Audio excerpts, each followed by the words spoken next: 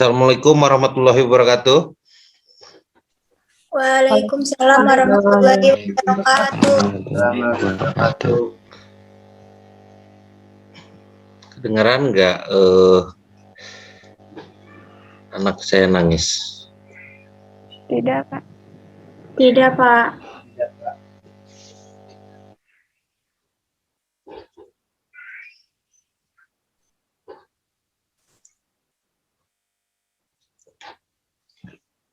Sudah nonton tunjukannya?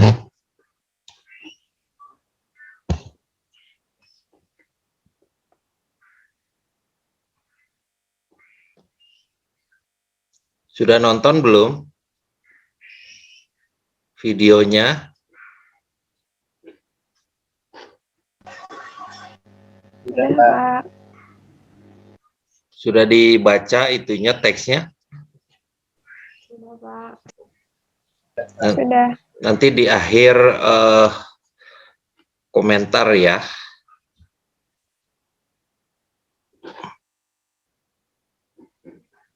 Baik.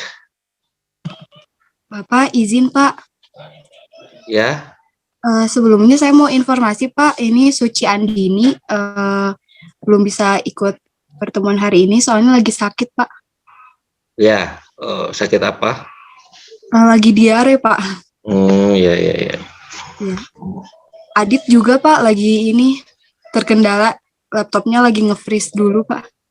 Ya. Telat masuk. Ya. Oke, Pak, makasih. Ya. Semoga cepat sembuh ya.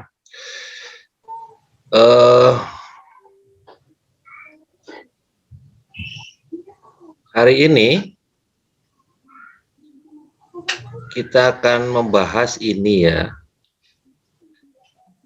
soal teks dan pertunjukan.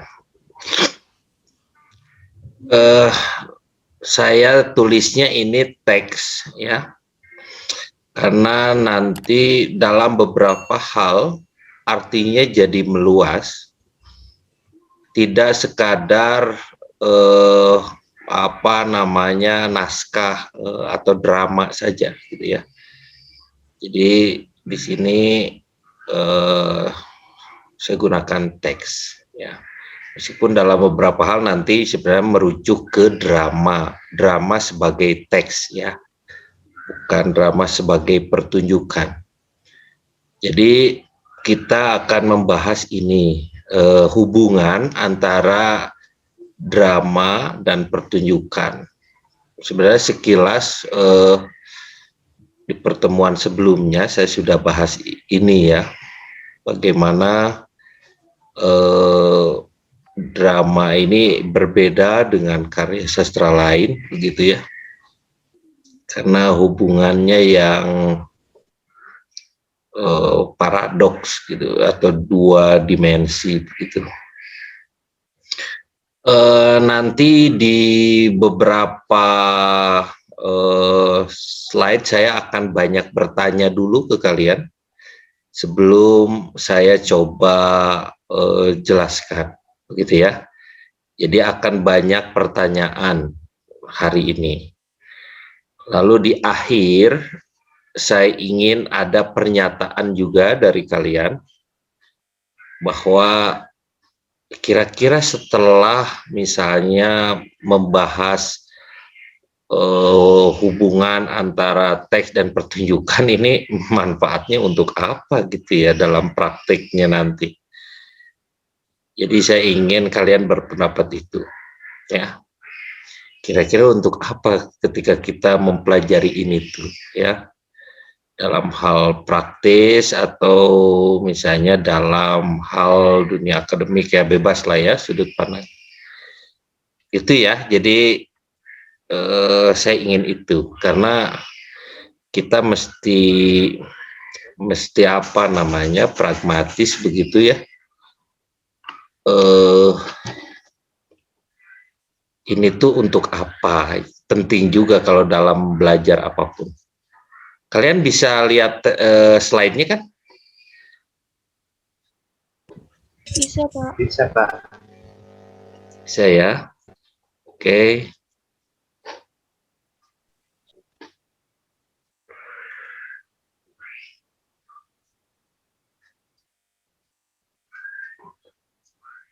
Kita akan mulai dari sini ya. Teks drama.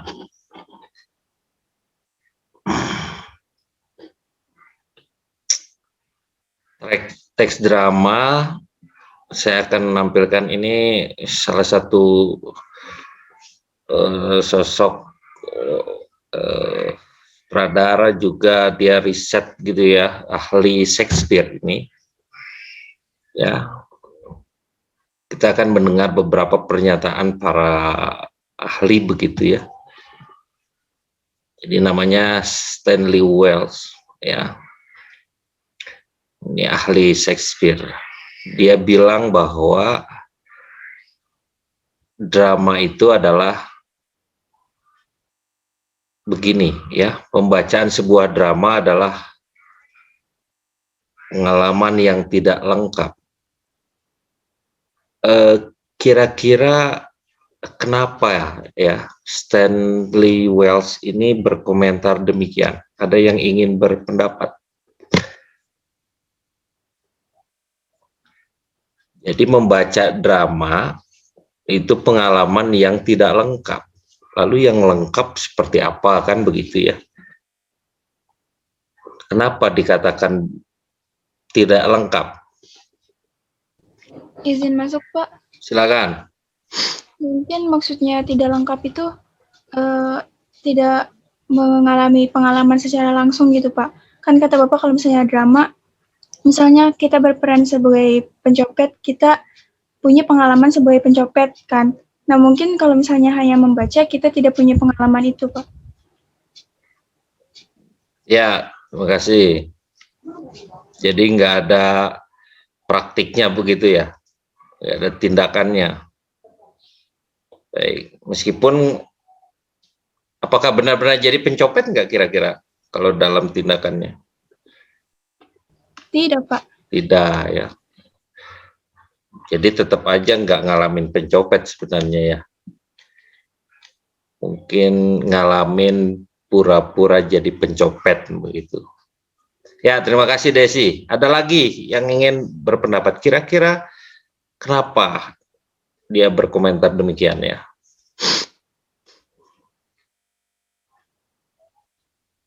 Adalah pengalaman yang tidak lengkap.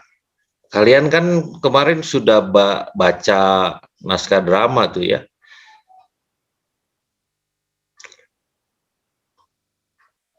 Ada yang naskah Utuy, Afrizal, terus siapa lagi, Ibed, terus naskah siapa lagi,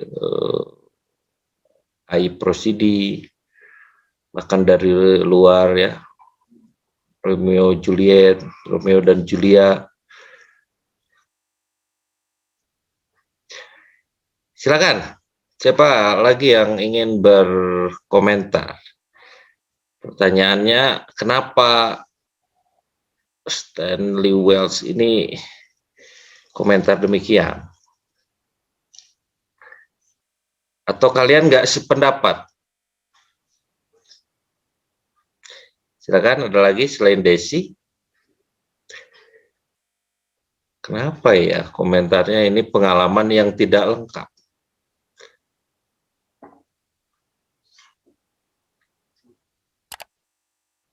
Apakah ada perbedaan kalau membaca drama saja dengan yang tidak membaca drama saja? Ada nggak perbedaan?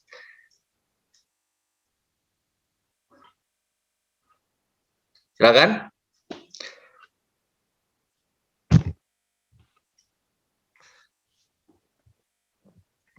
Silakan. Sebelum masuk ke slide berikutnya, ada yang ingin berkomentar lagi?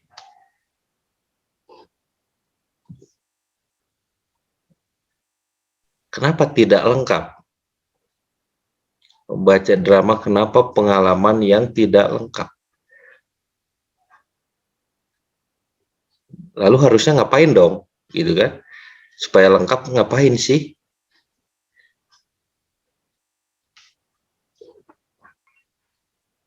Audrey mau komentar? Aif, Masuk. silakan. Biasanya drama ini kan kita lebih mudah untuk melihat langsung pertunjukannya. Jadi kita sudah ada tidak perlu membayangkan lagi adegan-adegan yang ditulis kalau di dalam pembacaan suatu drama. Jadi lebih mudah kalau kita menonton drama secara langsung. Jadi di mana kita langsung menyaksikan dan terasa lebih nyata dibandingkan hanya membaca dari teks yang kita harus membayangkan lagi adegan-adegan yang tertulis. Seperti itu, Pak. Oke, nah ini ada lagi poin baru. Jadi tidak hanya dibayangkan begitu ya. Kalau membaca hanya dibayangkan, kalau tidak sekadar membaca tapi menonton pertunjukannya itu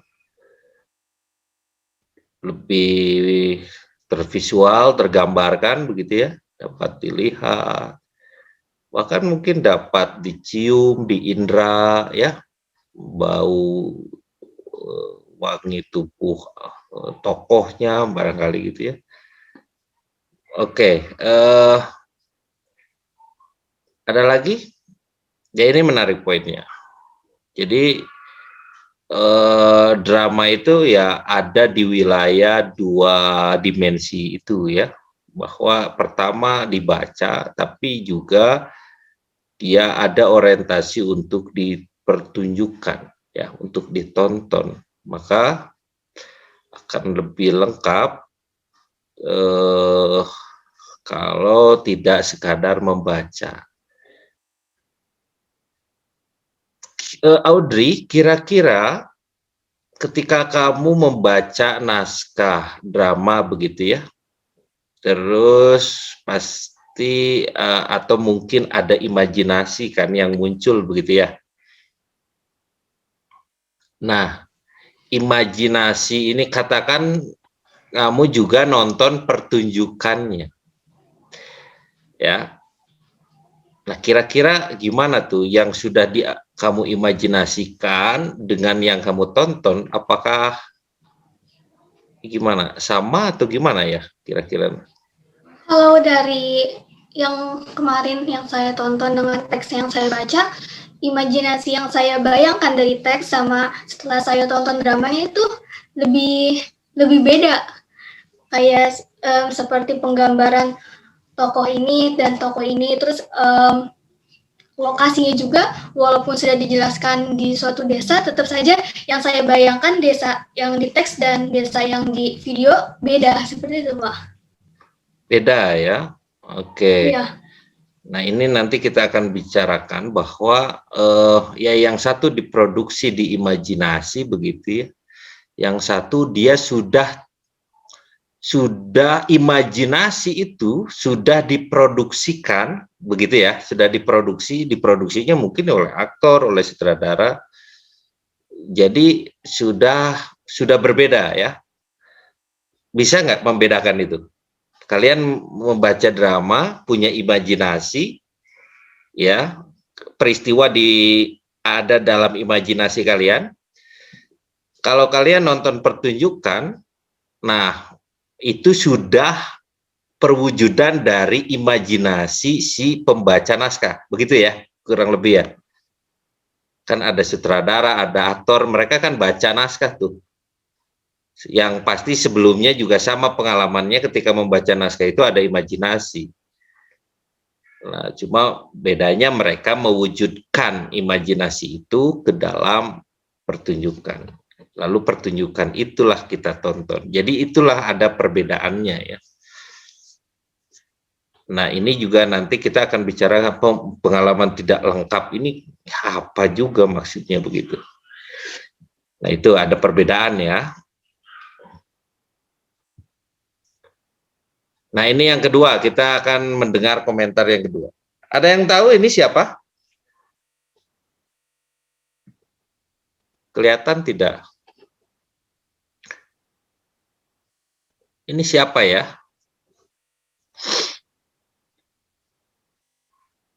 Atau kira-kira profesinya apa kalau di terkait drama begitu atau teater?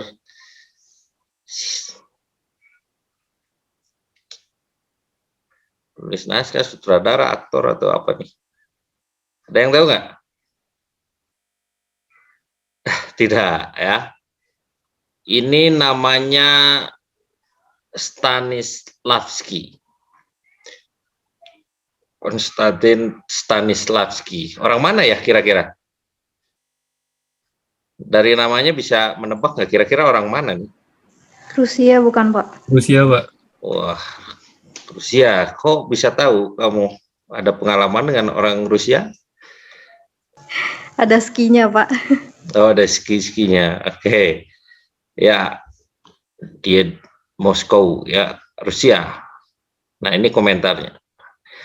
Ini Stanislavski ini ya dia sutradara, aktor, ya nulis juga, tokoh penting dalam teater ya, khususnya di style realis ya, realis. Jadi kalau ngomong realisme ya di pertunjukan ini Stanislavski ini dia produksi metode keaktoran ya.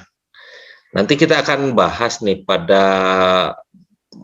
pembahasan soal tokoh atau keaktoran ya.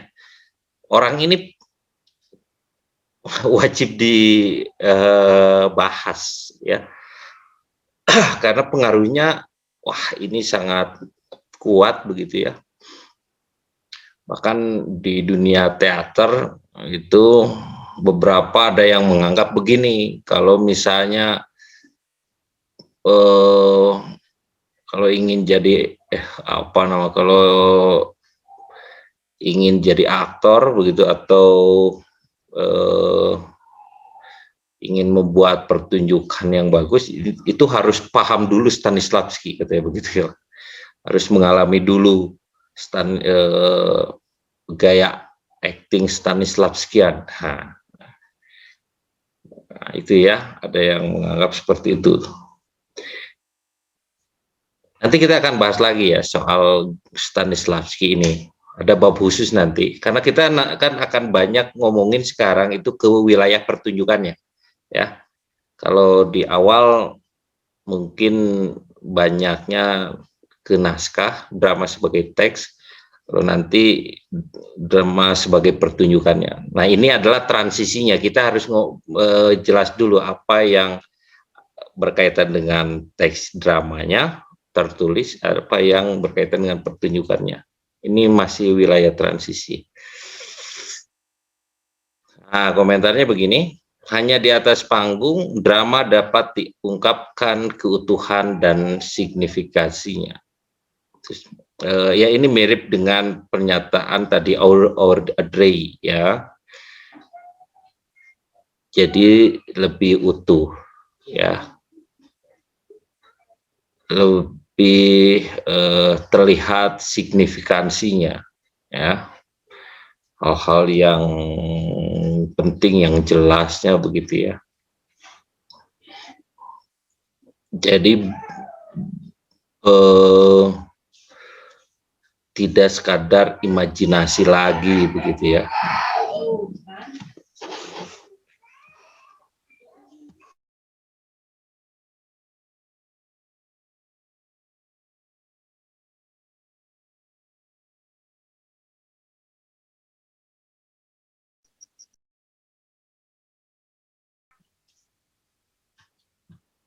Ini kenapa nggak ada?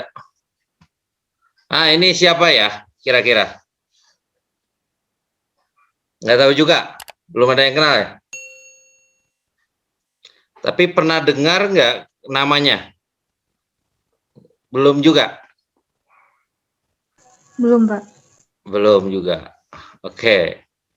Kalau kalian akan fokus di drama begitu ya, punya ketertarikan dengan drama, dengan teater, Nah, 2 orang terakhir ini mesti kalian kenal itu ya, karena akan banyak dibicarakan gitu ya dalam berbagai literatur.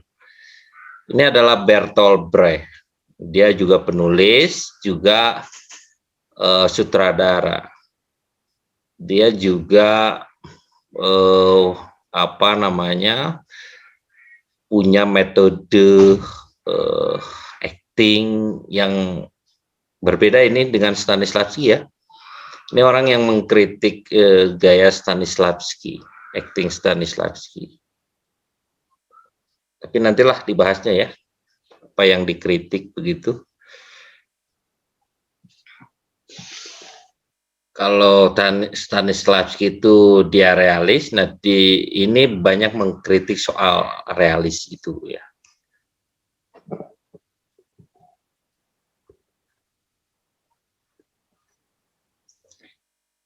Ini kalau kata Brecht, drama yang tepat hanya dapat dipahami ketika dipertunjukkan.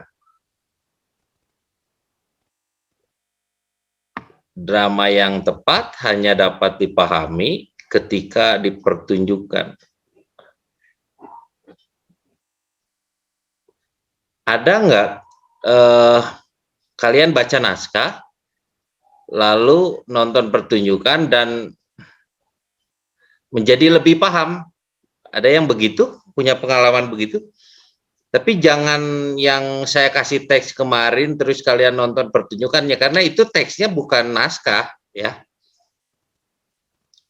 Cuma itu sumber inspirasinya dari sana. Itu beda ya konteksnya ya. Itu bukan naskah drama tuh yang kemarin saya kirim itu. Itu hasil investigasi begitu. Lalu saya olah lagi jadi parodi. Itu lain ya. Kalian sepakat nggak dengan ini? Punya pengalaman demikian nggak? Baca naskahnya, terus ini dapat jauh dipahami ketika dia dipertunjukkan.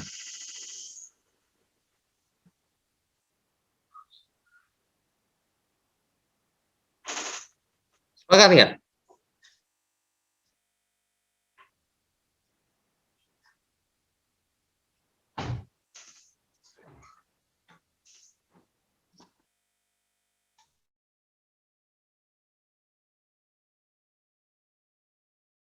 Siapa yang ingin komentar? Nah, cowoknya nih. Aib mau komentar? Aditya?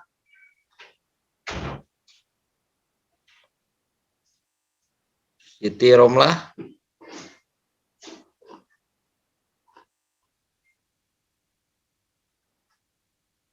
Benar nggak? Gini nggak menurut kalian? Iya, saya begitu, Pak. Hah? Kenapa?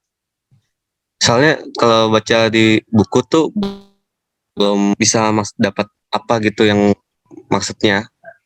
Belum dapat visualisasi, belum sempurna lah, Pak. Kalau menurut saya. Belum sempurna. Karena nggak lengkap tadi ya, jadi kurang paham. Sekarang kalau misalnya begini. Kamu baca naskahnya apa? Kemarin pilih naskahnya. Itu, Pak, buku apa ya? Suwarna-Suwarni. Oh ya, itu ya. Siapa? Wani Darmawan. Nah, misalnya kamu baca itu ya. Lalu nonton pertunjukan, sutradaranya misalnya Audrey. Audrey juga membaca naskah Suwarna-Suwarni itu, lalu bikin pertunjukan. Lalu misalnya siapa di sini? Mana yang kameranya? Vera misalnya ya, juga baca hal yang sama, naskah itu ya. Lalu dia juga nonton pertunjukan, tapi bukan pertunjukannya Audrey, tapi pertunjukannya siapa di sini? Ais misalnya. Ya. Sudah tergambar ilustrasinya? Kemudian Aditya dan Vera ini ketemu, lalu ngobrol lah soal naskah Suwana Suwani. Apakah mendapatkan kepahaman yang sama, pemahaman yang sama? Kira-kira gimana? Aditya? Menurut saya sih berbeda, Pak. Kenapa? Karena yang dilihat, yang divisualisasikan beda. Apa yang dapat dari pengalamannya. Nah, berarti dalam hal tertentu ini bisa dikritisi pernyataan ini ya. Jadi boro-boro jadi paham, bisa jadi salah tafsir gitu loh. Maksudnya meleset gitu ya. Maknanya ya ketika tadi kasusnya nonton pertunjukan berbeda terus kita ngomongin hal yang sama, misalnya naskah yang sama, bisa jadi berbeda ya. Nah, itulah kekhasan dari teks dan pertunjukan ya. Akan berefek demikian tuh ya. Artinya ini ya salah satunya tadi itu bisa kita tanggapi ya, pernyataan Brecht ini. Belum tentu juga kita mendapat kepahaman pemahaman, apalagi pemahamannya sama gitu. Ketika yang tadi terjadi, Aditya nonton pertunjukan, sutradaranya beda, Vera juga nonton pertunjukan beda, terus Aditya dan Vera ketemu ngebahas naskah yang sama, ya akan beda, bisa jadi justru bukan pemahaman ya, tapi kebalikan dari pemahaman, jadi kerumitan justru yang muncul, bisa jadi begitu. Tergambar ya, mungkin kan terjadi begitu ya, Aditya ya? Iya, Pak, mungkin. Oke. Nah, selain itu kira-kira ada tanggapan lain nggak atas pernyataan Brecht tadi? Ada yang mau nanggapi nggak? Katanya tadi ya akan lebih paham kalau apa tadi, kalau kata Brecht, kita lihat lagi.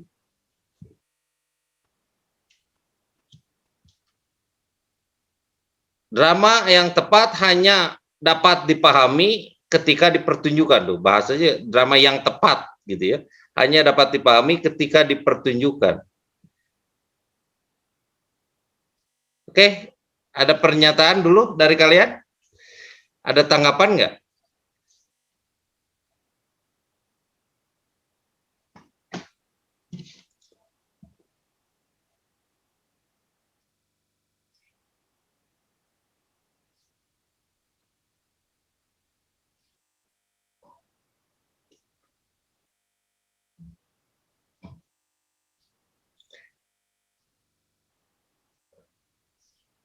Saya kira ya tadi mungkin nggak bikin pemahaman ya yang tepat gitu, bisa jadi berbeda begitu ya, bisa jadi nggak semakin paham, bisa jadi semakin rumit ya, kalau apalagi kalau kita nonton pertunjukannya ya, yang garapnya siapa dulu gitu ya. Yang tadinya mungkin bisa lebih mudah dimengerti, ketika dipertunjukkan kok jadi rumit begini gitu. Boro-boro bisa dipahami, bisa jadi begitu. Karena apa? Karena ini pertama adalah sebuah naskah akan menghasilkan pertunjukan yang berbeda, gitu ya. Nah, Audrey, kamu baca apa, Audrey? Pertumbuhan di atas meja makan. Wow, ini naskah yang rumit nih ya. Naskah Aprijal, tipis tapi rumit itu. Teman yang lainnya suruh baca pertumbuhan di atas meja makan, biar punya pengalaman yang lain. Itu akan berbeda dengan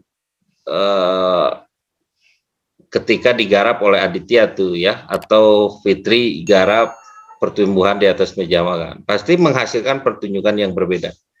Nah, pertanyaan saya adalah, ketika pertunjukan berbeda, apakah dengan sendirinya membentuk interpretasi yang berbeda? Menurut kalian gimana? Menurut saya iya, Kenapa? karena dari kita baca saja, dibaca dari teksnya, pemahaman saya dengan pemahaman teman saya hasilnya akan beda. Apalagi di pertunjukan yang mungkin saya membayangkan, maaf, di drama ini banyak menggunakan apa ya, kayak penggambaran penggunaan benda-benda. Nah, biasanya saya mengartikannya benda ini sebagai A. Nah, nanti kalau sudah ditayangkan, sudah dalam bentuk pertunjukan, bisa saja pemaknaannya jadi beda. Oke. Jadi pertunjukannya beda, interpretasinya juga beda. Bahwa pertunjukan yang berbeda itu menunjukkan interpretasi yang berbeda, begitu ya? Kamu sepakat itu? Iya. Kalau pertunjukannya berbeda, interpretasinya juga sebenarnya berbeda, begitu ya? Ada yang lain nggak?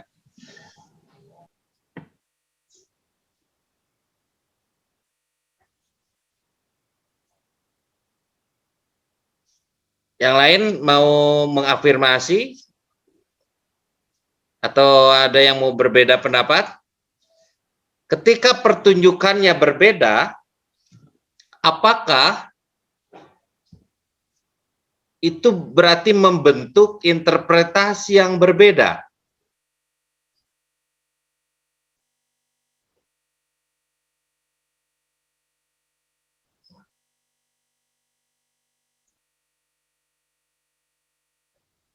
Despita?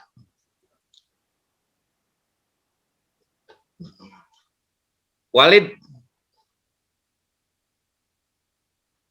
Ini pertanyaan ini gimana menurut kalian? Silakan komentari. Ketika pertunjukan berbeda, apakah itu menunjukkan interpretasi yang berbeda atau membentuk interpretasi yang berbeda?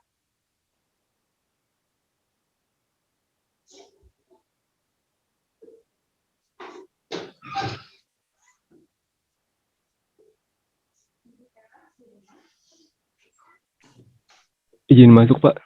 Silakan. Kalau menurut saya bisa, Pak.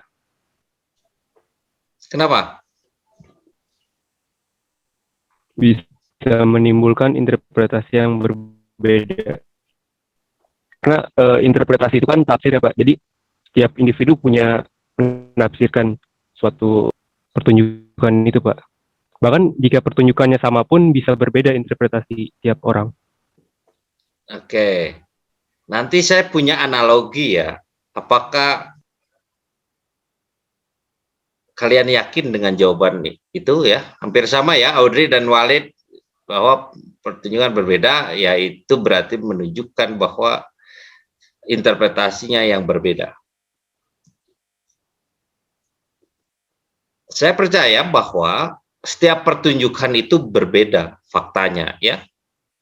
Bahkan misalnya dalam suatu produksi yang sama, misalnya Audrey bikin pementasan, lalu pentasnya 2 hari begitu ya, atau 2 kali, naskahnya sama, pertunjukan pertama atau pertunjukan yang kedua, apakah sama menurut kalian? Sama nggak kira-kira? Walid bikin pertunjukan, pentasnya 2 kali. Ya. Hari pertama dan hari kedua, apakah itu pertunjukan yang sama menurut kalian? Apakah benar-benar sama atau berbeda menurut kalian? Izin masuk, Pak. Ya. Silakan. Kalau menurut saya, pertunjukannya sama tapi dikemas sedikit berbeda agar berbeda dari hari pertama dan menghasilkan kesan baru tapi penyampaiannya tetap tersampaikan. Oh gitu alasannya ya. Dikemas berbeda. Gini aja, kalau sekalipun dikemasnya ingin sama, apakah tetap bisa sama atau berbeda? Kira-kira. Berbeda. Oh, ya berbeda. Anisha gimana? Kalau misalnya menurut saya sih meskipun dikemas sama, tapi misalnya dilaksanakan selama 2 hari gitu ya Pak, tapi tetap aja menurut saya hasilnya juga bakal beda soalnya dimungkinkan ada banyak improvisasi gitu Pak. Baik Ya. itu di drama yang di hari pertama ataupun di hari yang kedua gitu. Ya, betul. Ya, dia terikat dalam ruang dan waktu ya kalau pertunjukan itu. Waktunya aja sudah berbeda. Meskipun benar-benar sama persis identik, itu sebuah entitas yang berbeda ya. Penontonnya juga berbeda. Ya. Jadi berbeda misalnya dengan film, ya. Kan begitu ya. Film itu kalian adegan apa gitu ya.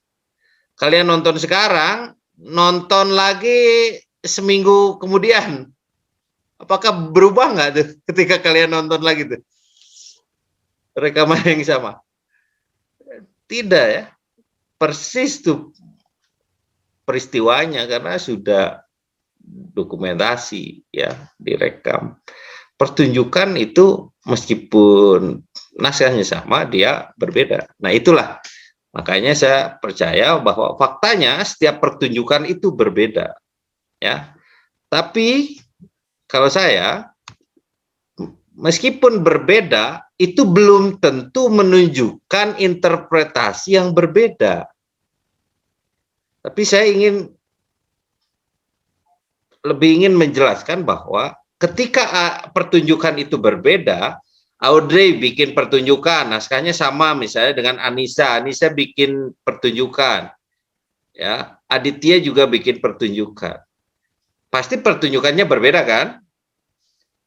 Tapi bagi saya belum tentu belum tentu menunjukkan interpretasi yang berbeda. Saya lebih suka mengatakannya adalah itu hanya contoh yang berbeda atau variasi yang berbeda dari sebuah pertunjukan, dari sebuah interpretasi. Atau lebih jelasnya begini, saya akan berikan ilustrasi begini. Nah, ilustrasinya kan begini ya.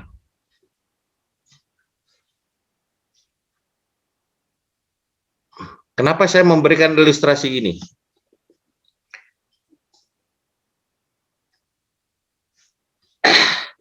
Saya masukkan ini, katakan naskahnya nih ya. Kalian bisa lihat kursor saya nggak? Bergerak-gerak. Bisa, Iya, Pak. Pak. Bisa. Nah ini ya. Apa naskahnya? Ceritanya. Pohon kelapa. Pohon kelapa. Anggap saja ini yang digambarkan oleh Audrey. Ini Anissa. Ini Nur Habibah. Siapa lagi? Ini Walid, ini Vera, ini Irda, kan begitu ya? Iya. Pertunjukannya berbeda. Ini katakan anggap saja pertunjukannya jelas berbeda ya. Apakah dia membentuk suatu interpretasi yang berbeda? Tidak, Pak. Kenapa tidak? Sama konteksnya pohon kelapa. Nah itu ya. Jadi sama aja, dia menafsirkan pohon kelapa. Perwujudannya ya beda. Ya. Perwujudannya berbeda. Jadi hanya contoh variasi aja, hanya variasi aja. Nah, itulah bedanya ya. Dia kalau pertunjukan itu memungkinkan jadi variasi ya. Dari interpretasi teks yang sama sebenarnya. Jadi sekalipun eksploratif ngawur gitu ya, ya dia tetap menginterpretasikan teks yang sama gitu ya.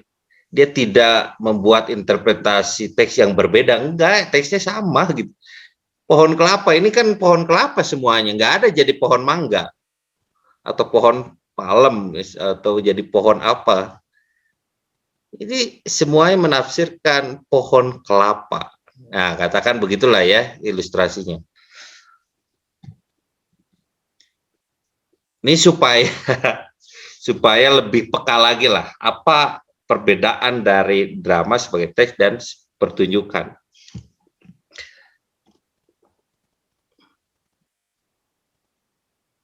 Sekarang masuk lagi. Nah, ini kita mempertanyakan hal lain. Apa itu teks? Kalau ngomongin teks, pasti biasanya ngomongin soal ya drama itu teks, drama ya naskah itu teks. Kita akan perluas lagi pemahaman itu. Apa yang terlintas dalam pikiran kalian tentang teks? Jadi apa sebenarnya teks itu?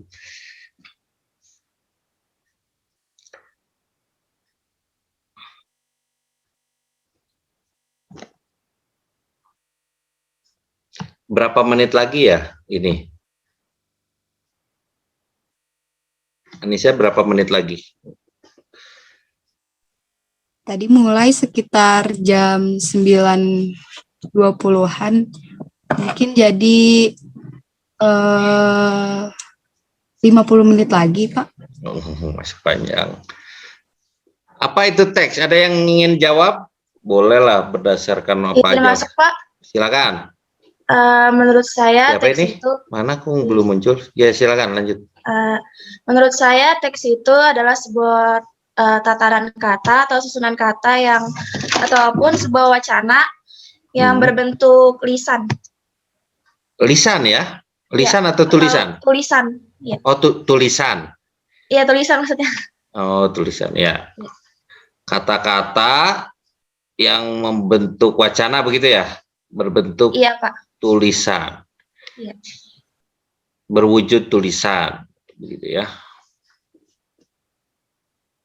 Ya. Ini seringkali begitu ya, definisi yang Desvita ungkapkan tadi itu ya biasanya kita mafhumi bersama ya, bahwa segala sesuatu yang tertulis itu ya dia sebuah prasasti gitu ya. Prasasti itu berarti diabadikan begitu ya, didokumentasikan. Untuk apa? Ya dia mengemas potongan-potongan pengalaman, apa yang terindra, apa yang dialami, lalu kan dituliskan begitu ya. Nah itulah teks gitu ya.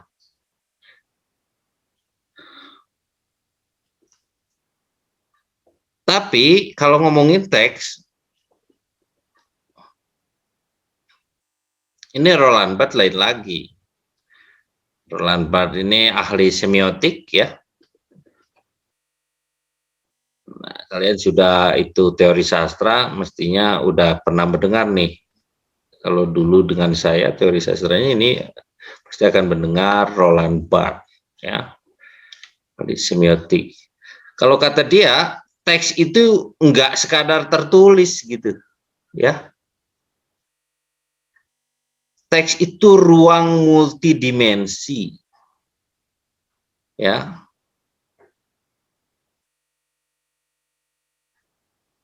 Bagi dia teks itu adalah lebih ke komunikasi. Jadi teks itu hanya tawaran saja, tetapi makna hanya terjadi dalam produksi komunikasi. Jadi saya lanjutkan dulu. Rangkaian gambar yang dihasilkan oleh teks hanya menjadi penting ketika penonton bereaksi terhadapnya. Jadi bagi dia teks itu adalah komunikasi, proses komunikasi. Ya. Jadi apa dalam proses komunikasi yang paling penting? Yang paling penting adalah reaksi. Reaksi ketika kita menyampaikan teks itu. Kalau tidak menghasilkan reaksi, tidak ada respon, ya dia tidak jadi apa-apa. Apa ya? Jadi ya lewat begitu aja, ya. Jadi misalnya sekalipun ya mungkin gini ya, kayak tulisan begitu ya, ada tulisan tapi nggak kita baca, nggak membuat mereaksi kita atau kita respon gitu, ya dia hanya apa ya, ya nggak jadi apa-apa gitu ya. Jadi gitu ya, teks ini intinya kalau kata Roland Barthes, dia ruang multidimensi, artinya bukan hanya tulisan saja, bahwa pertunjukan itu juga sebuah teks, gambar juga sebuah teks gitu. Jadi sekarang kita perluas lagi ya, kalau ngomongin teks, jangan terlalu sempit bahwa dia tertuju pada tulisan, pada kata-kata, ya. Tapi juga gambar ini nih, layar yang kalian lihat adalah sebuah teks. Ya. Saya ngomong ini sebuah teks. Kalian nonton apa sinetron Ikatan Cinta itu teks. Drama Korea juga teks itu, ya. Bukan hanya gambar saja, itu teks. Jadi multidimensi, tidak sekadar kata-kata. Iklan di TV itu teks. Instagram itu teks. Facebook itu teks, apa yang terjadi di panggung itu juga teks, ya. Apalagi ketika membuat reaksi dari penontonnya atau penerima pesan, ya, komunikasi itu. Nah, saya akan hubungkan, ya. Lalu teks pertunjukan, ini pertunjukan ya, saya ngomong langsung ke pertunjukan sekarang. Track dramatis itu maksudnya ya teks drama, pertunjukannya, teks pertunjukan. Jadi di dalamnya ada teks tertulis dan juga ada teks pertunjukan, begitu ya. Ya. Oke, sekarang kita masuk ketika memperlakukan teks drama, teks naskah, teks tertulis dengan teks pertunjukan, ya. Ketika itu diperlakukan jadi pertunjukan, begitu ya. Jadi ada dua biasanya kriteria, ya.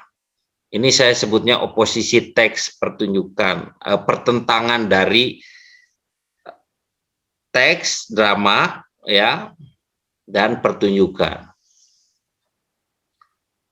Biasanya kecenderungannya begini. Ada yang pertama adalah klasik, yang klasik, nah, gitu ya, yang klasik. Gitu. Yang klasik itu kecenderungannya begini. Jadi menempatkan status istimewa pada teks dan memandang pertunjukan tidak lebih dari ekspresi dan terjemahan teks sastra.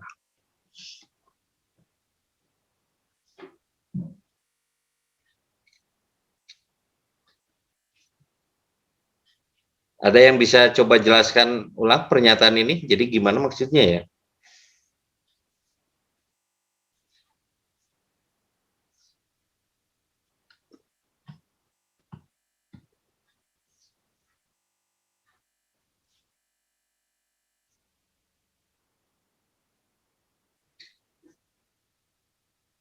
Silakan. Menempatkan status yang istimewa, teksnya ini istimewa. Kenapa? Karena ya ketika bikin pertunjukan, ya itu kan semua ya hanya ekspresi dari teks ini, ekspresi teks ini, ekspresi teks drama atau teks sastra.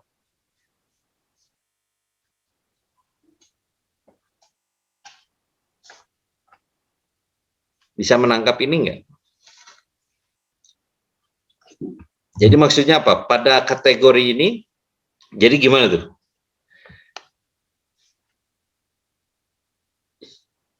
Jadi biasanya apa gini, Audrey? Jangan Audrey teruslah, coba yang lain. Kalian akan begini enggak nanti kalau misalnya membuat pertunjukan? Akan memosisikan teks ini sebagai yang istimewa begitu ya? Bahwa kalian, ini kalau istimewa berarti biasanya diperlakukan itu apa namanya, setia begitu kalian terhadap teks itu. Nah pada tahap klasik ini ya, itu begitu. Jadi tugas sutradara ini ya menerjemahkan teks tulis itu, naskah, ke dalam teks bahasa lain ya. Ya tugas utamanya adalah setia itu karena menerjemahkan itu.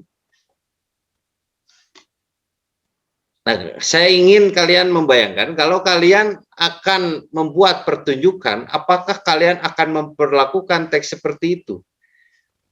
Memperlakukan teks dengan setia. Paham nggak yang dimaksud setia di sini? Maksudnya apa ya? Desvita, yang dimaksud setia di sini apa? Menurut saya kayak jadi tetap ke teks gitu loh Pak, nggak kemana-mana gitu tujuan utamanya. Ya, kalau tokohnya 3 tetap 3 begitu ya? Iya Pak. Nggak jadi 4 gitu. Iya. Nah kalian, saya ingin kalian membayangkan sekarang. Kan kalian udah nonton pertunjukan kan? Di Salihara, kemarin pertunjukan virtual Salihara nonton. Pertunjukan yang lain juga kan saya minta kalian nonton. Terus saya ingin membayangkan kalau kalian membuat pertunjukan, apakah kalian akan seperti ini? Atau punya cara lain? Akan menempatkan teks itu dengan setia. Nah, nggak ada diubah-ubah lagi lah. Begitu nggak?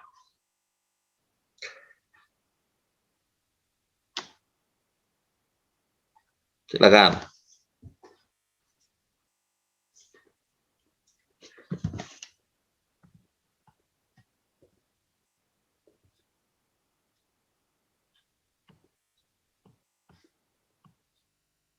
Walid.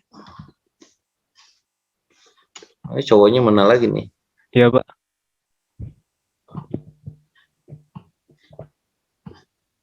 Gimana, Lid? Cowoknya nggak ada lagi nih.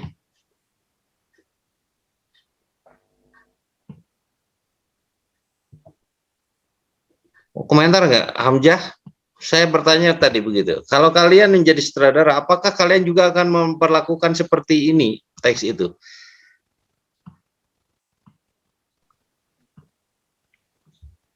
Izin masuk, Pak. Silakan. Tidak mungkin, Pak. Kenapa? Karena apa ya, sebuah pertunjukan itu kan suatu karya yang kreatif ya, Pak. Jadi kalau sesuai dengan teks atau ngikutin teks banget, textbook, maka jadinya kaku gitu Pak pertunjukannya. Terus tidak terlihat seperti pertunjukan menurut saya. Jadi tidak, kamu nggak bakalan seperti ini ya, nggak akan sepenuhnya setia, begitu ya, supaya tidak kaku. Oke, saya akan uji konsisten nggak nih. Kamu baca apa? Naskah dramanya baca apa? Sudah baca naskah drama apa?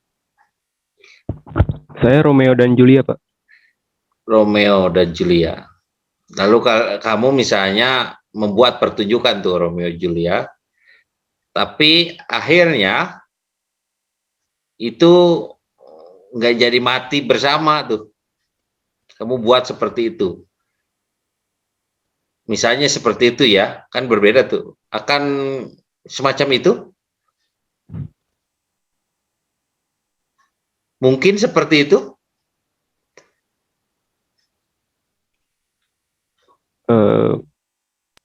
Mungkin bisa Pak, tapi agak sulit membelokkan terlalu jauh itu Pak.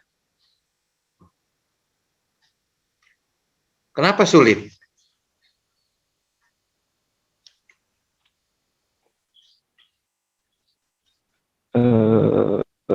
Karena apa ya, cerita Romeo dan Julia itu kan udah terkenal banget. Mungkin kalau untuk saudara-saudara yang udah berpengalaman bisa merangkai ceritanya gitu Pak.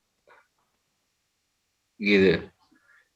Kalau saya mencurigai sulit itu karena kamu belum membaca lebih jauh, mungkin itu ya. Kamu bilang sulit, tapi ya saya percaya itu mungkin saja, bisa saja, ya. Ya saya sepakat dengan kamu bahwa ya teks itu bisa berbeda, kan tadi juga udah kita bahas ya, pertunjukan itu berbeda. Apakah ketika kita tetap setia terhadap teks, apakah yang dipertunjukkan itu sama? Nah itu dulu deh pertanyaannya. Sama nggak? Meskipun kalian setia nih, di tokohnya ada dua, pertunjukannya dua gitu ya. Dialognya seperti apa, itu yang diucapkan, tidak ditambah, tidak dikurangi. Terus apa lagi? Kramagungnya atau auto directionnya atau informasi arahan panggungnya itu diikuti. Kalau ada meja dihadirkan mejanya, ada kursi dihadirkan kursinya, ya di dalam naskah itu. Lalu di pertunjukannya begitu juga gitu ya. Ada meja, ada kursi gitu. Apakah ketika setia itu benar-benar sama?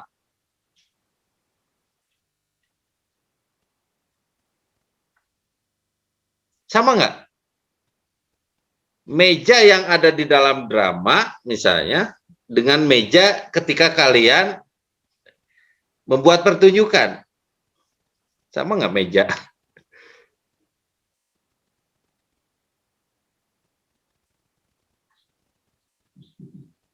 Sama nggak?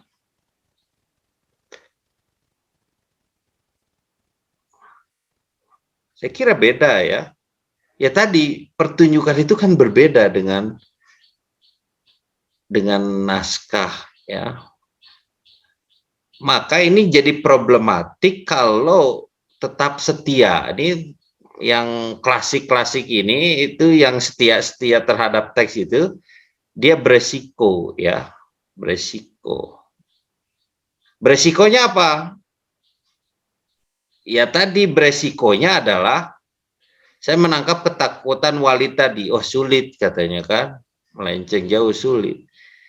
Nah, kesulitan ini sebenarnya indikasi atau resiko yang bisa buruk nantinya ya. Buruk apa? Ini nih.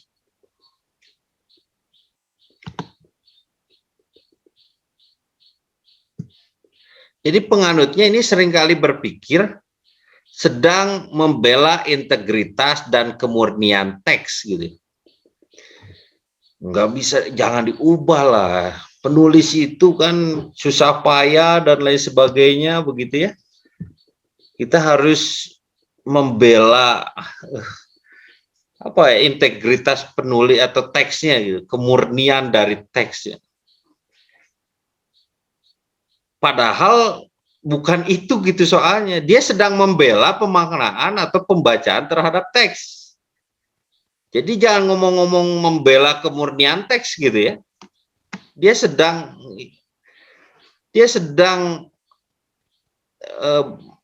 meneguhkan pemaknaan dia terhadap teks. Coba bayangkan. Bisa nangkap nggak maksudnya? Ini. Jangan diubah lah gitu kan, dia itu udah apa bagaimana gitu ya, naskahnya itu kan begini gitu ya, harus tetap setia. Bisa jadi dia tidak sedang membela kemurnian teks, bisa jadi dia sedang membela pemaknaan dia terhadap teks. Ya kalau pemaknaannya sempit, itulah yang dibela gitu. Ya, Dia nggak mau, barangkali dia nggak mau mikir luas gitu. Bukan ngomongin soal kemurnian teks ya, tapi bisa jadi karena malas aja mikir gitu ya. Udahlah sesuai aja naskah gitu. Udahlah ikutin aja naskah gitu. Ngapain? Udah kita harus jaga kemurnian teks itu ya. Bisa jadi bukan karena itu soalnya. Bisa jadi karena tafsirnya aja yang sempit gitu. Nah kayak tadi Walid belum apa-apa udah takut gitu ya. Bukan, pada ada upaya untuk eksploratif, bisa aja gitu Romeo Julietnya nggak mati begitu. Tapi apa kan udah belum apa-apa udah tapi. Ya. Yang kenapa membuat tapi dia sudah terbatasi gitu ya. Karena sebelumnya dia sudah ada pemaknaan terhadap teks itu. Bahwa yang harus mati begitu ya. Kalau nggak mati ya gimana? Dia sudah belum apa-apa sudah punya pemaknaan tunggal gitu. Sehingga akan menutup hal-hal kemungkinan yang lain. Nah, itu tuh klasiknya. Kalau klasik tuh. Nah, ini saya harap ada berjejak dalam pikiran kalian tuh, nanti sampai semester selanjutnya kalian akan bertemu lagi dengan mata kuliah kajian drama atau apa dengan Bu EN-nya. Itu biasanya kan membuat pertunjukan. Apakah kalian mau masuk pada golongan yang klasik ini? Nah, gitu ya. Atau bagaimana? Kalau Audrey atau Anissa gimana Anissa? Atau Despita? Kira-kira kalau buat pertunjukan nanti akan kayak klasik atau enggak? Atau kalau enggak kenapa enggak? Kalau saya tidak, Pak. Kenapa Audrey? Teks saya jadikan sebagai sumber dari pertunjukan, tapi di dalam pertunjukan saya juga memasukkan improvisasi lain gitu, jadi memunculkan kesan baru. Munculkan kesan baru. Kenapa nggak sesuai dengan teksnya, nggak sama? Tetap sama, tapi ada yang sedikit dibedakan, tapi makna dari teksnya tersebut tidak diubah. Oh, maknanya tidak diubah. Ya.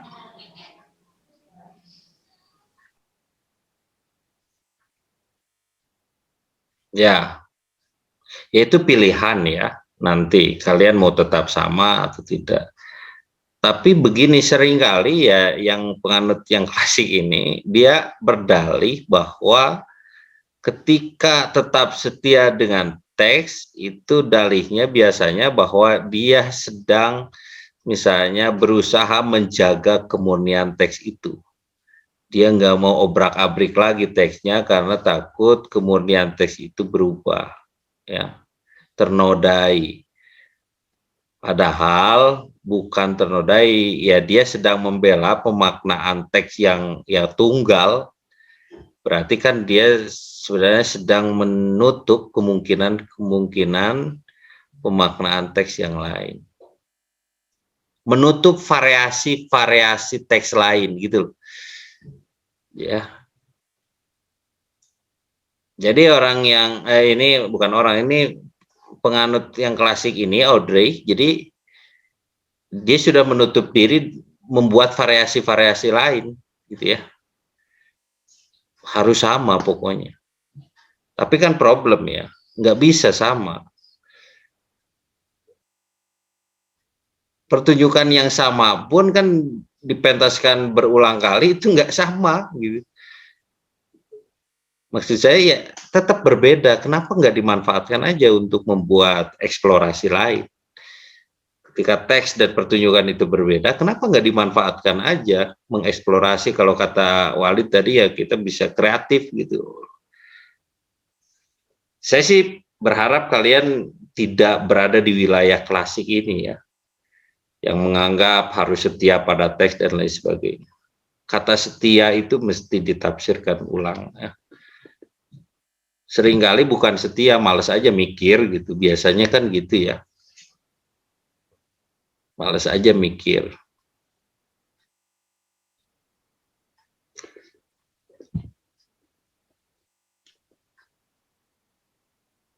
Sehingga nggak menciptakan variasi-variasi lain. Nah ini ya, pemberian status istimewa bukan saja pada teks, tapi sebenarnya dia sedang melegitimasi abadi gitu ya pada satu pembacaan teks atau sejarah. Ya dia sedang melegitimasi satu pembacaan teks. Dia sedang menutup kemungkinan variasi-variasi teks. Bayangkan dia sudah menutup diri tuh pada pengetahuan yang lain. Nah itu resikonya ya. Kalau setia ya.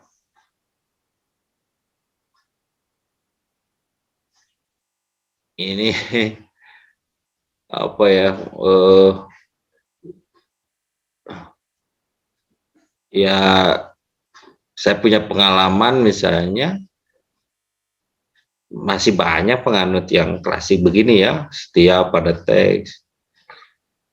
Bahkan kalau ada lomba-lomba festival teater masih ada yang juri ini klasik nih, konservatif gitu ya. Bahwa ketika ada yang menyimpang dalam tanda kutip begitu ya, melenceng, itu udah nggak masuk karena nggak setia terhadap teks. Jadi dia sedang melegitimasi satu pembacaan teks, bahwa tidak ada pembacaan yang lain itu. Kan segitu ya kalau orang yang setia itu ya. Dia sedang melegitimasi satu pembacaan saja. Ketika melegitimasi satu pembacaan, maka dengan sendirinya kan dia sedang menutup pembacaan-pembacaan yang lain. Sedang ketika nggak mau mengubah, misalnya nggak berani mengubah akhir dari Romeo Juliet misalnya, karena tadi ketakutan Walid itu sebenarnya dia dengan otomatis sudah menutup kemungkinan yang lain gitu loh. Ya kan begitu.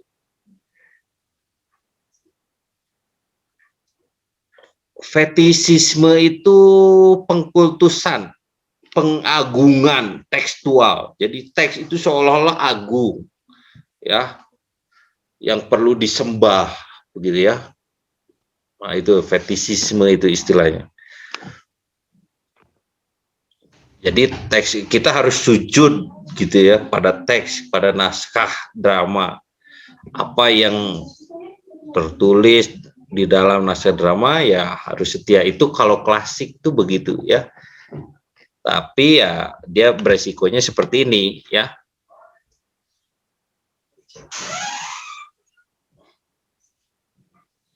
Jadi ketika berupaya setia pada satu teks, sebenarnya dia sedang bukan hanya teksnya saja, bahwa tafsirnya juga dia akan tunggal gitu. Dia sedang melegitimasi itu. Ya. Oke, ada yang tipe yang begini, dia melawan teks.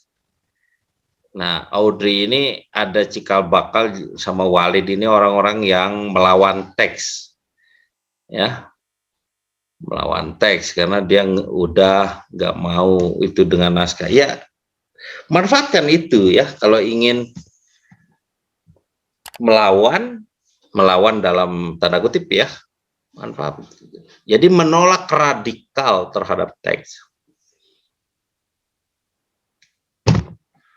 Jadi Kramagung itu ya penjelas arahan dalam teks itu tidak dipedulikan misalnya ya. Kalian olah lagi demikian rupa ya, pokoknya tidak berupaya setia. Nah ini kategorinya yang lainnya. Jadi menganggap teks itu hanya satu di antara beberapa elemen pertunjukan. Ya. Bahkan mungkin elemen yang tidak penting. Kalau tadi yang klasik itu dia menjadi agung, sangat agung, sangat sakral, ya, tabu untuk mengotak-atik lagi. Nah, ini ada kategori yang lain. Ya.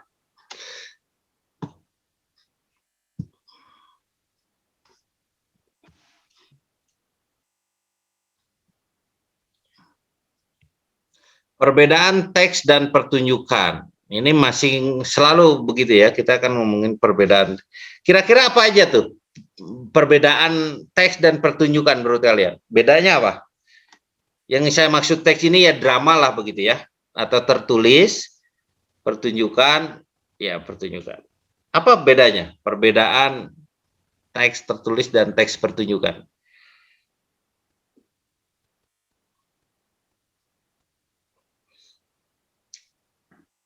Apa bedanya?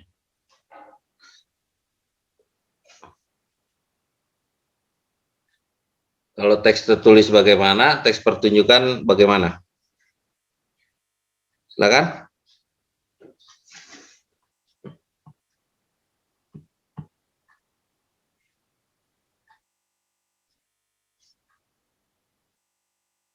Bedanya apa?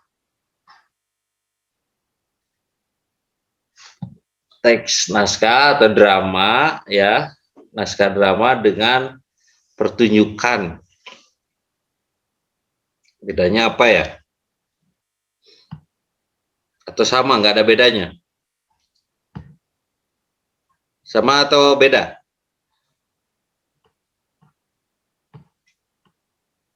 Sama atau beda? Beda, Pak. Apa dong? Siapa yang ngomong tuh barusan? Kenapa beda? Bedanya apa? Kalau teks drama itu kan ya secara tertulis itu isinya dialog-dialog, tapi kalau pertunjukan tuh banyak elemen-elemen pendukung yang lainnya, entah itu sutradara, terus produsernya, lightingnya, dan yang lain-lain, Pak. Oke, sip. Kalau beda katanya, kalau teks drama adalah tertulis gitu ya. Kalau yang lain yang pertunjukan adalah teks-teks lain ada gitu ya. Tidak hanya tulisan. Yang lain ada lagi nggak, bedanya apa ya?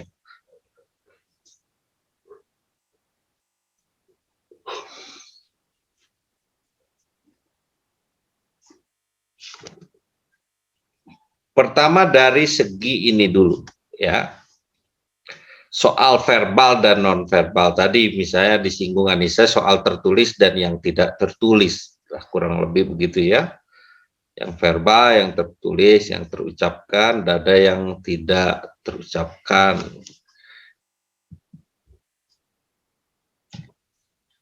Nah, ini ya. Bisa nanggap ini enggak? Apa ya maksudnya kira-kira ya? Jadi teks drama itu dia mendahului eksistensi keberadaannya tuh ganda gitu. Sebelum pertunjukan ada, ya. Saat pertunjukan juga ada. Iya nggak sih? Begitu nggak sih? Teks drama itu, ya. Jadi eksistensinya ganda. Keberadaannya ganda. Jadi sebelum pertunjukan ada kan dibaca begitu ya, dianalisis ya. Lalu ketika pertunjukan juga masih ada begitu. Ya. Masih ada.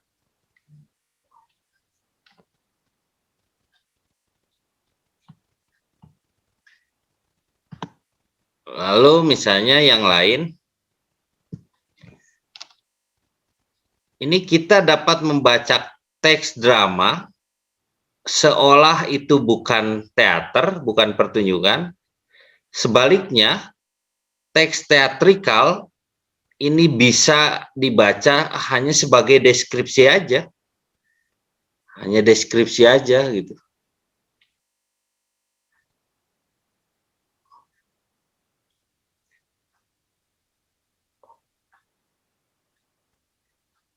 Oke, kalimat pertama. Kenapa demikian? Kita dapat membaca teks drama seolah bukan teater. Maksudnya bagaimana?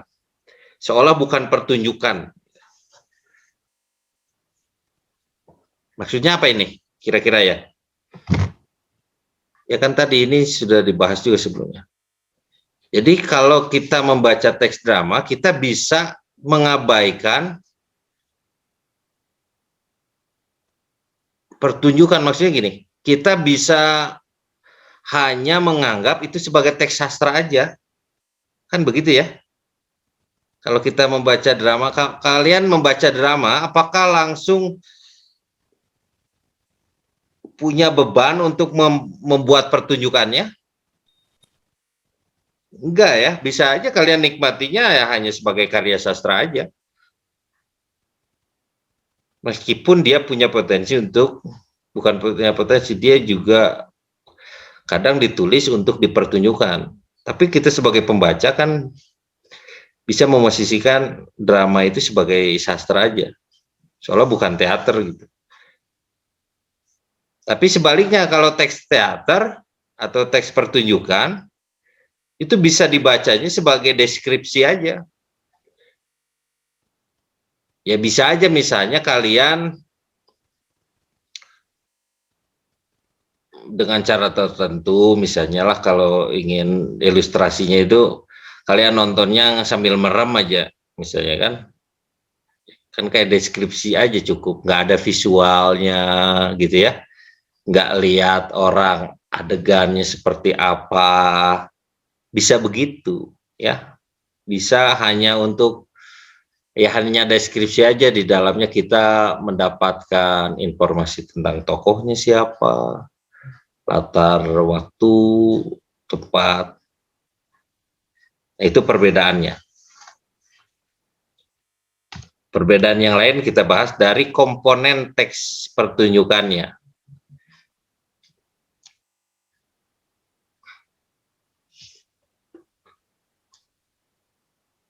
Ini perbedaan dari komponennya ya.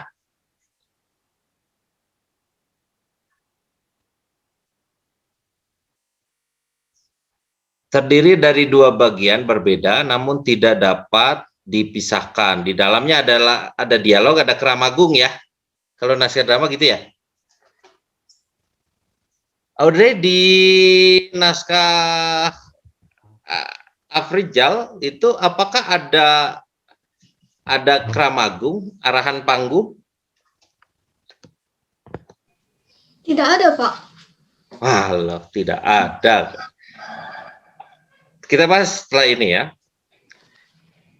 Jadi dalam naskah drama itu dia terdiri dari dua bagian yang berbeda namun tidak dapat dipisahkan, dialog dan sebenarnya bukan keramagung, kalau bahasa Inggrisnya itu ini atau istilah asingnya itu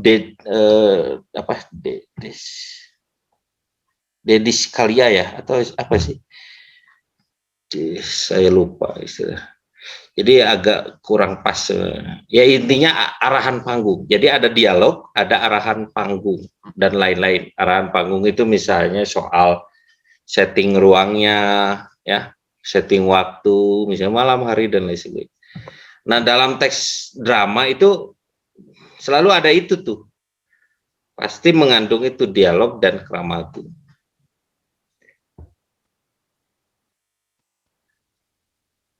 Tapi kata Audrey, naskah Afrizal nggak ada tuh, nggak ada arahan panggungnya, atau kalaupun ada juga itu nggak jelas dialog atau bukan begitu ya, atau gimana lah, itu nggak ada ya Audrey ya?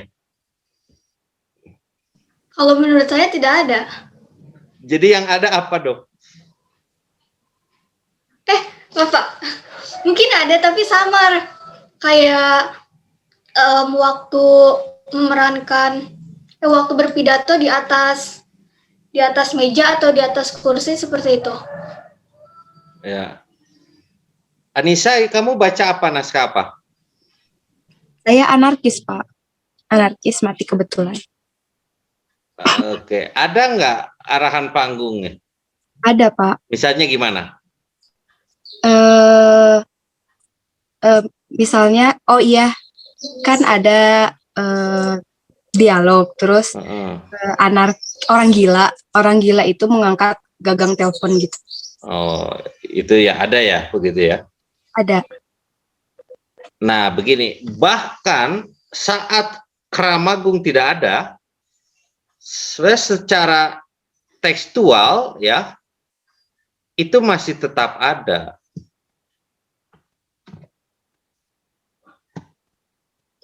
Pengarahan-pengarahan itu selalu ada. Misalnya soal tokoh, peristiwa, waktu, tempat, dan lain-lain, itu ada. Andaikan misalnya begini, naskah pertunjukan di atas meja makan, tadi Audrey anggap, ya bisa jadi tidak ada secara gamblang, secara jelas Kramagungnya, arahannya tidak ada. Tapi dialog-dialognya itu di dalamnya terkandung lokus tekstual sebagai pengarah juga, ada arahannya. Mengarah soal wacana setidaknya apa yang sedang dibicarakan, gitu ya. Meskipun kadang ruang waktunya nggak jelas ya, meskipun meja makan bisa jadi bukan bermaksud meja apalah begitu ya, bisa maknanya bisa meluas tuh kalau dijelas. Ya, jadi meskipun tidak ada, itu ada tetap terkandung ya. Ada dialog ya, Audrey ya. Maksudnya ada tokoh yang bicara begitu. Nah, itu di dalamnya ada lokus tekstual sebagai pengarah, sebagai Kramagungnya. Jadi tetap ada. Ya.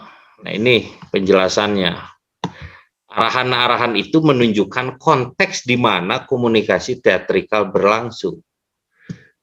Tadi kata Audrey, ketika di atas meja, nah itu sedang membangun konteks di mana komunikasi teater berlangsung. Nah itu adalah Kramagung juga, gitu ya.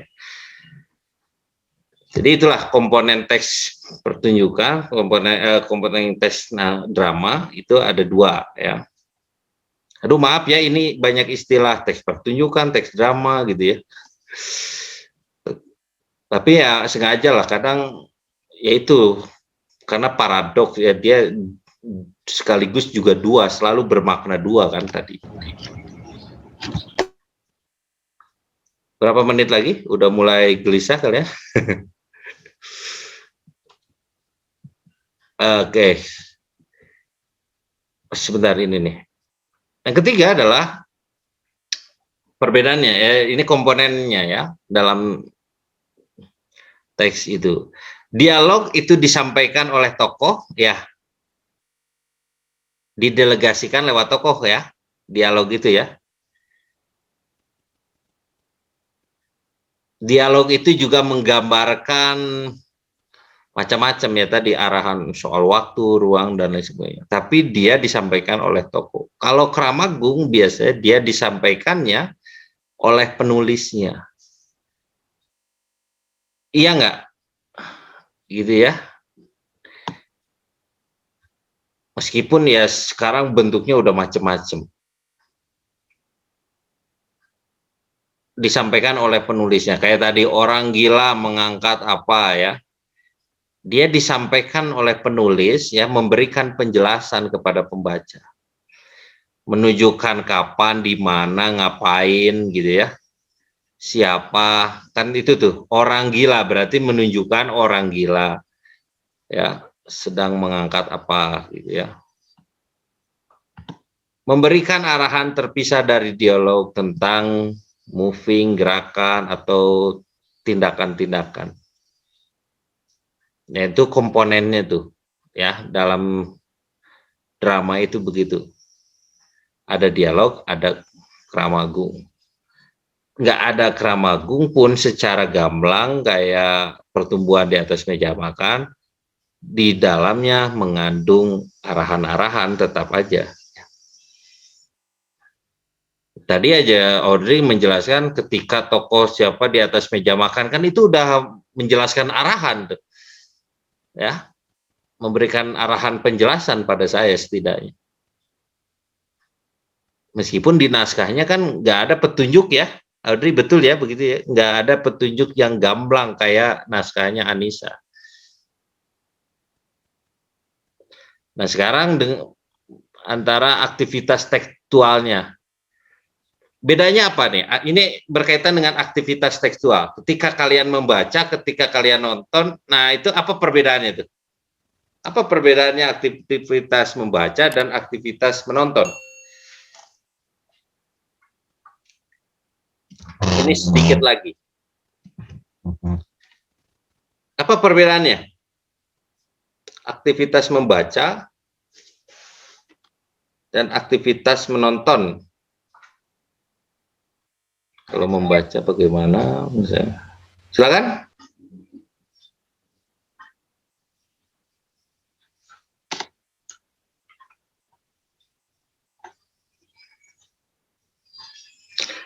Nontonnya nonton langsung ya.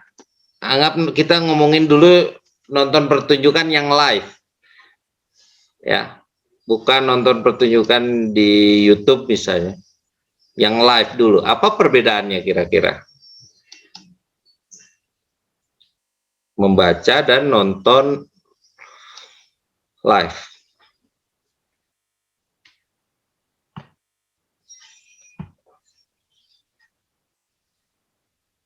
Dari aktivitasnya, ada aktivitas yang berbeda, apa itu tuh? Bedanya gimana tuh?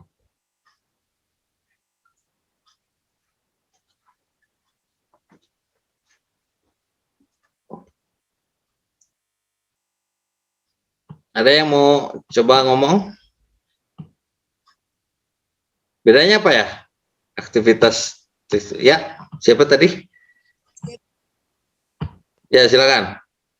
Kalau misalnya menurut saya perbedaannya itu dari kemampuan yang apa ya, yang kita keluarkan juga beda. Ketika kita membaca, kita hanya apa ya, menggunakan mata gitu. Dibaca. Sedangkan kalau kita nonton secara langsung, kita juga menyertakan kemampuan kita menyimak, menggunakan telinga, terus mata juga gitu. Bahkan berbicara juga gitu ketika misalnya pertunjukan tersebut juga memungkinkan mengajak interaksi penonton, seperti itu, Pak. Ya. Ya, itu kalau pertama ya aktivitasnya lebih apa ya? Ya kalau baca misalnya ya penginderaan terbatas begitu tadi ya, gitu ya. Ya, imajinasi. Kalau ini bisa langsung, bisa kadang bereaksi ya. Bisa juga tidak bereaksi apa-apa. Nah, tentu reaksinya juga akan menentukan pencerapannya. Kalau nonton itu ya, misalnya ini.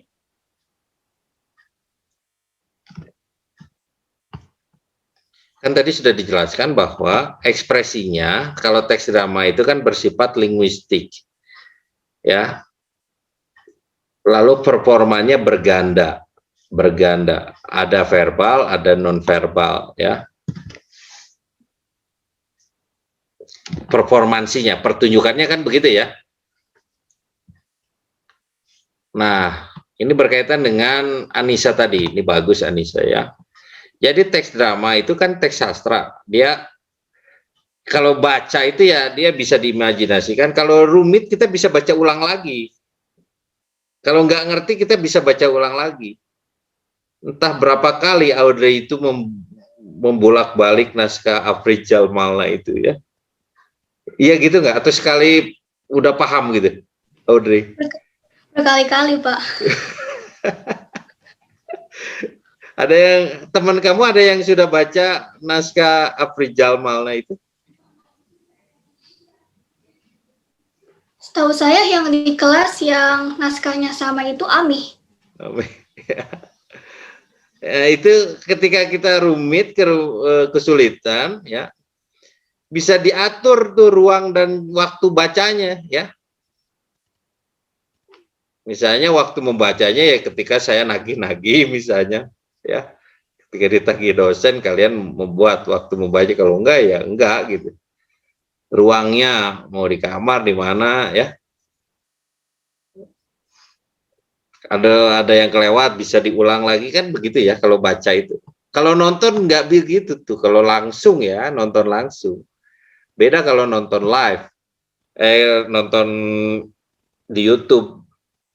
Kalian sudah saya kasih linknya, nonton atau enggak tuh, nonton gitu. Nah itu kan bisa ditonton lagi ya, dan bisa sama, beda kalau dokumen. Tapi kalau live enggak ya. Kalau live kelewatan sedikit gimana cara ngulangnya itu ya, nggak bisa di apa istilahnya itu, diputar balik itu nggak bisa, lewat aja udah ya, berlangsung terus ya. Itu kalau pertunjukan. Nah begitu tuh ya. Ada yang ingin menambahkan? Iya nggak? Begitu nggak sih?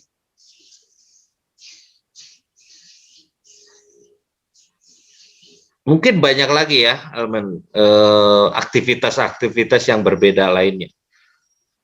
Kalian bisa kembangkan lagi, pikirkan lagi aktivitas perbedaannya apa, ya, live dan membaca. Ya, membaca itu bisa dibulak-balik, bahkan susunannya ya. Kalau membaca itu bahkan kita urutannya bisa berbeda ya. Kalau misalnya terdiri dari beberapa adegan, bisa aja kita nggak runut itu bacanya. Mau dari mana dulu, gitu ya, kemana dulu. Ya. Kalau naskah-naskah yang sudah memainkan alur, itu banyak sekali pilihan bagaimana kita membacanya. Misalnya dari adegan 1 ada pilihan, misalnya bisa lanjut ke adegan 4 atau ke adegan 5, silakan kan, bisa gitu kalau membaca itu ya.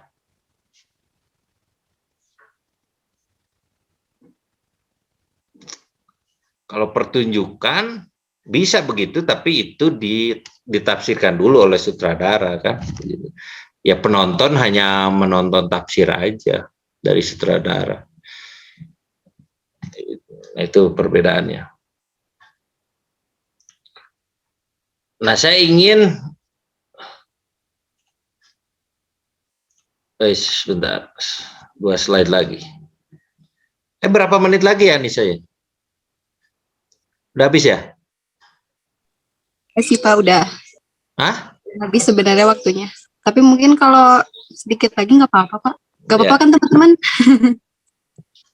Sedikit lagi, saya ingin komentar kalian ketika nonton pertunjukan. Ini benar udah nonton belum nih?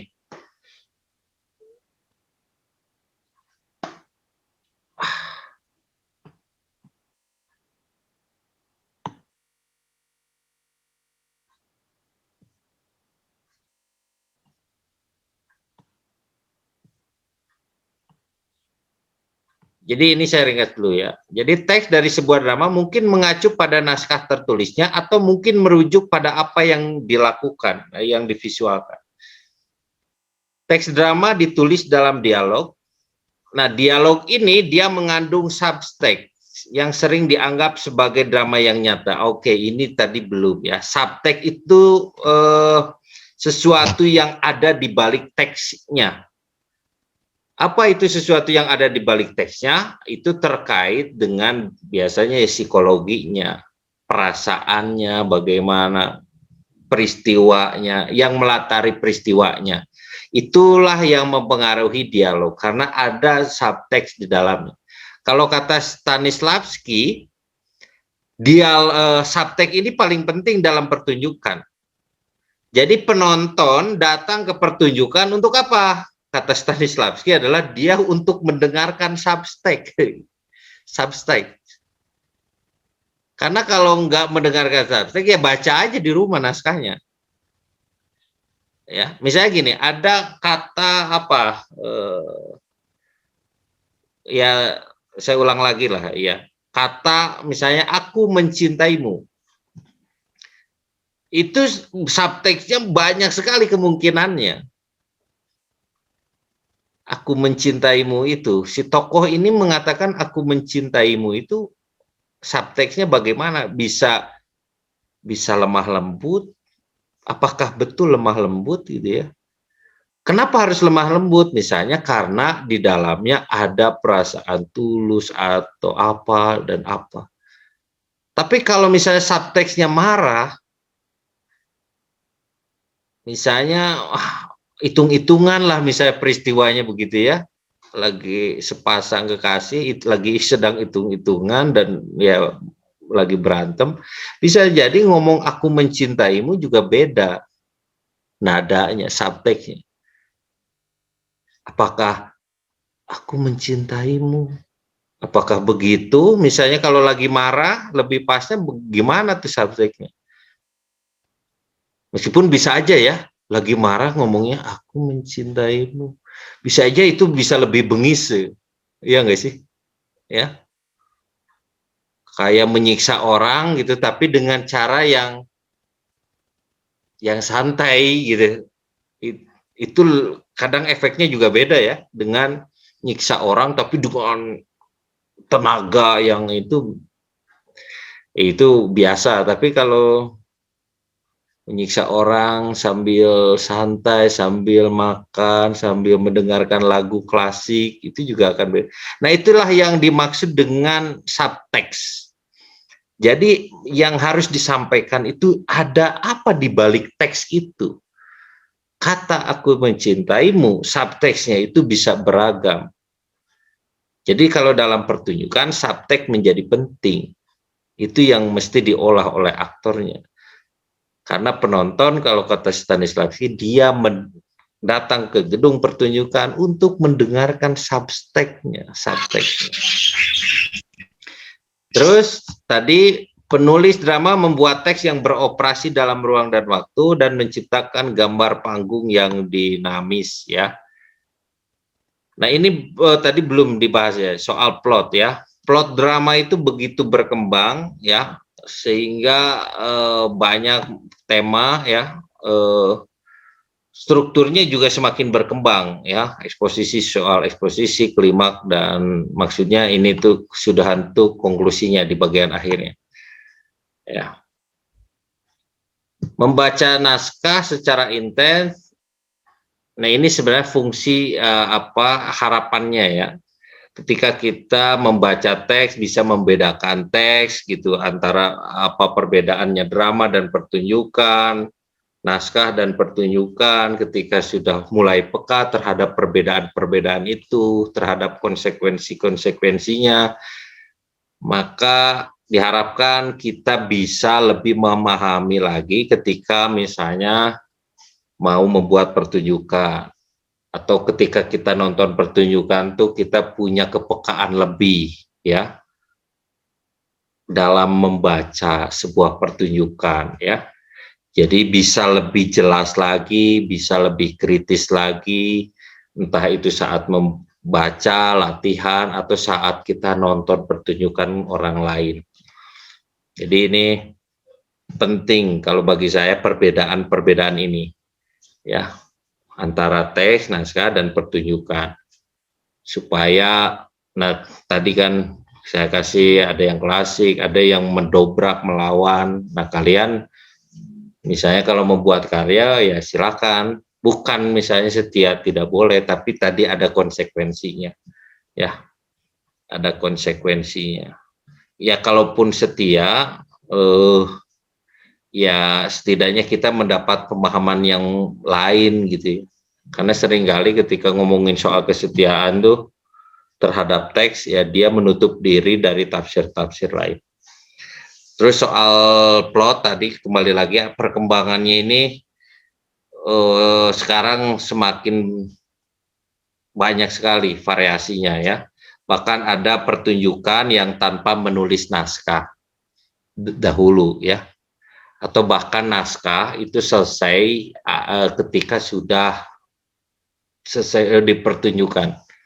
Konon katanya karya-karya Arifin Zainur itu ya dia sudah jadi teks naskah ketika sudah beres pentasnya. Ya.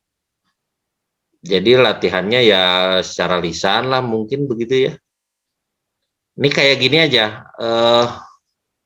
Itu yang kalian tonton ya, drama pendek konspirasi Itu belum ada naskahnya. Saya nggak buat naskah, ya. Itu juga karya siapa? Itu karya kolektif saya kira ya. Jadi drama pendek konspirasi nggak ada naskahnya, makanya saya yang kasih bukan naskah tapi sumber inspirasinya, ya. Jadi surat tim investigasi independen gitu ya, tim Kijang Putih gitu ya, terhadap kasus wartawan Udin, begitu kan? Nah, hasil investigasi itu dibuat jadi laporan kan, jadi surat yang dikirimkan ke Dewan Watimpres itu, Dewan Pertimbangan Presiden. Ya. Jadi saya waktu itu kan konteksnya ini saya sedang bikin pertunjukan dalam rangka ulang tahun Aliansi Jurnalis Independen ya. Buat pertunjukan saya dikasih data-data soal Udin begitu ya, berita-berita terus surat itu ya, lalu saya olah, lalu saya berembuk. Jadi waktu itu tidak ada penulis naskahnya adalah semua aktor. Saya hanya merangsang adegan-adegan aja. Misalnya adegannya kita mulai dari depan rumah, kita ngomongin dulu soal garis polisi gitu ya, karena itu terinspirasi dari ya surat, kalau dalam surat tim Kijang Putih itu poin pertama begitu ya, bagaimana soal garis polisi. Cara pilihan pertunjukannya juga itu saya olah lagi. Kalau saya baca tim investigasi itu ada kengerian di sana ya, ada apa namanya ya, ada kemarahan kan begitu ya, ada kemarahan pada siapa ya, kemarahan pada misalnya pihak yang berwajib yang tidak menunaikan kewajibannya untuk menuntaskan kasus pelanggaran berat itu ya. Nah, cara pengungkapannya kemarahan itu saya ungkapkan dengan, atau kalian menganggapnya gimana? Itu penuh kemarahan nggak pertunjukan itu? Efeknya kalian jadi ikut marah atau gimana tuh? Apa kesannya kalian nonton pertunjukan itu? Izin masuk Pak, komedi Silakan. Pak. Komedi? Bagian mana yang komedinya? Ya, ada beberapa dialog yang satir banget kalau menurut saya, atau bahkan sarkas lebihnya. Yang mana misalnya? Institusi yang tentang apa ya, ngegoblok-goblokin polisi, terus yang ya dibongkar gitulah, dalamnya tuh kayak gini gitu, pakai bahasa satir si aktor. Satir ya, oke. Iya Pak. Makasih komentarnya. Oh, jadi menurut kamu komedi ya? Yang lain gimana?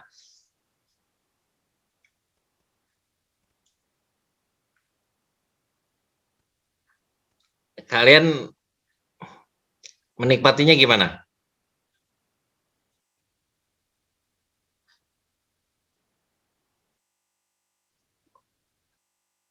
Vanessa, mau komentar gimana? Kamu nonton nggak? Kamu jarang nonton nih. Sampai selesai nggak? Hanya 17 menit loh. Kamu nonton sampai beres nggak?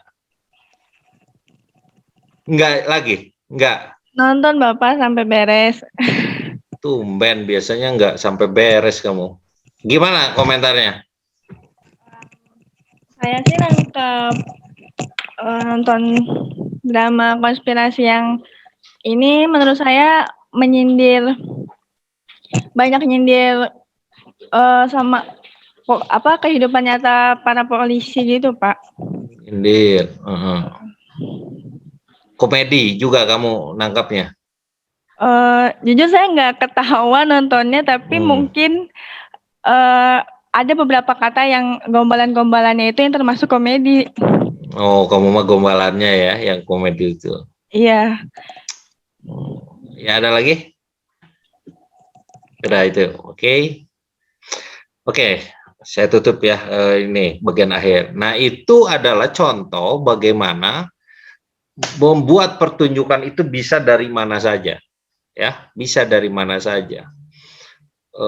Teksnya belum ada secara tertulis, belum ada, jadi baru ide aja, dan itu kalau ingin dituliskan ya tinggal tuliskan aja ya, teksnya kan, rekamannya sudah ada, videonya, pertunjukannya sudah ada, jadi itu belum ada naskahnya tuh, ya, belum dituliskan menjadi naskah. Jadi prosesnya itu ya tentu idenya banyak ya dari saya, tapi saya selalu dilempar ke para aktor. Ini gimana ya misalnya. Jadi improvisasi aja awalnya, improvisasi. Jadi coba ngomongin soal garis polisi, begitu ya, improvisasi. Nah, karena pendekatannya ingin komedi begitu ya, jadi hal-hal yang bukan komedi, parodi gitu, kebalikan-kebalikan, saya balik-balikin, banyakan yang dibalik-balikin. Ya, soal garis polisi gitu ya, dibalikin pura marah begitu ya, padahal kan ini lalai banget begitu ya, tapi sok peduli gitu. Terus ya pada waktu itu penontonnya ya reaksinya adalah ketawa. Terus ketika membujuk si Sri-nya ya untuk mengorbankan pacarnya, itu kan kalau realnya itu menolak, bahkan diadukan ke dewa ya, ke pihak berwenang bahwa ini ada upaya dari pihak tertentu begitu ya untuk ya mengaku apalah gitu ya kasusnya itu. Tapi di situ nggak menolak kan, justru mau gitu ya menerima. Nah itu saya balik-balikin ya, ya kalau komedi kan tekniknya itu ya, jadi dipatah-patahkan. Kalau kalian nonton stand up komedi ya, misalnya yang 3 kali apa, 3 apalah gitu istilah-istilahnya itu Inggris semua tuh. 1 gimana, 2 gimana, 3-nya pasti berbeda gitu ya, dipatahin, banyak pembalikan. Itu cara ungkapnya juga beda ya, meskipun marah, kesel, geram, tapi ya kita ketawain aja lah misalnya gitu ya. Jadi waktu itu prosesnya juga ya main-main, dalam artian ya mengkritisnya dengan cara lain ya, tidak dengan kemarahan gitu. Nah itu contoh pertunjukan yang tidak ada teksnya. Jadi kalau saya minta teksnya ada nggak ada, itu tulis aja tuh oleh kalian tuh, itu jadi teksnya ya, naskahnya. Jadi dengan di luar rumah coba pertama ngegombal deh, gitu aja. Jadi saya ngarahin cuma gitu aja. Jadi yang canggih itu aktornya, yang bikin naskah tuh dialog adalah aktornya. Adegannya sebelum polisi datang ngegombal dulu deh, misalnya kan, gombal, bikin gombal. Ya, terus ya saya tugasnya adalah menyeleksi, oh ini nggak perlu deh, yang ini aja, diulang-ulang gitu ya. Kan kalau yang diulang-ulang itu biasanya ada yang nggak berubah-ubah, ada yang lainnya sedikit berubah gitu ya. Nah, lalu saya pakemkan gitu. Jadi saya hanya kayak urutan-urutan aja, selebihnya improvisasi aktor. Itu prosesnya begitu ya, prosesnya begitu. Nah kalian membuat pertunjukan juga begitu, bisa banyak cara ya, nggak harus ditulis dulu. Baik, saya kira itu saja ya pembahasan kali ini. Semoga ada manfaatnya ya, apalagi kalau kalian membuat karya nanti dan mempergunakan naskah drama sebagai basisnya gitu ya, sebagai dasarnya membuat pertunjukan.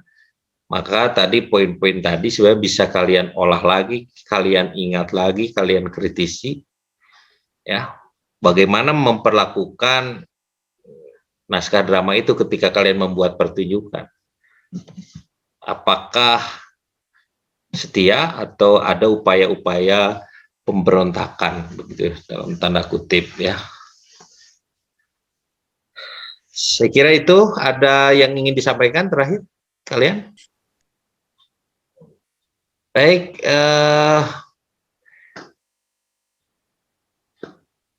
kita tutup ya. Terima kasih untuk perkuliahan hari ini.